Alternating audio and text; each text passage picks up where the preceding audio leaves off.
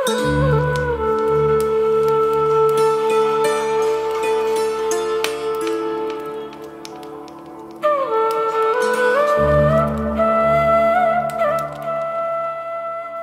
তো চিরকালই গানের দেশ।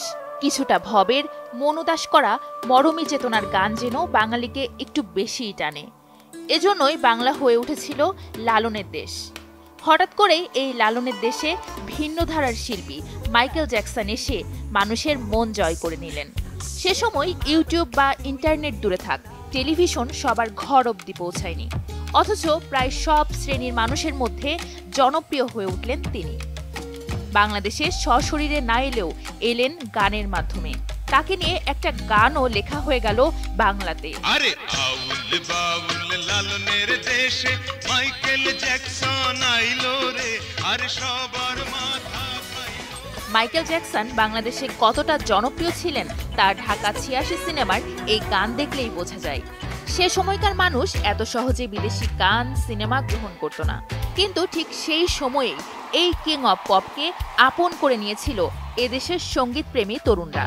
ডিস্কো থেকে ড্রয়িং রুম, দেশ থেকে বিদেশ, প্রেসিডেন্ট থেকে রিক্সা চালক, সবার কাছে ছড়িয়ে পড়েছিল Michael Jackson.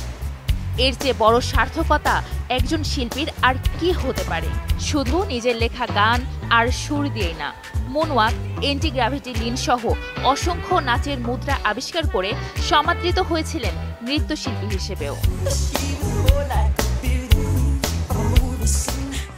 She is out of my life, don't stop till you get enough, thriller, bit ইট গানগুলো অর্জন করেছিল অসংখ্য জনপ্রিয়তা ও অ্যাওয়ার্ড। এর মধ্যে থ্রিলার এখনো সর্ববিক্রিত অ্যালবাম। গান গেয়ে নিত্য নতুন গড়েছেন অনেক রেকর্ড। মৃত্যুর পরেও অ্যালবাম বিক্রি ও গান ডাউনলোডের ইতিহাসেও রেকর্ড করেন পপ কিং। তবে পৃথিবী ছেড়ে তিনি চলে গেলেও তার অবিস্মরণীয় সব গান মানুষের মনে গেঁথে আছে আজও। তাই এখনো ভক্তরা তাকে স্মরণ করে নিখাদ ভালোবাসায়, প্রিয় সব গানে।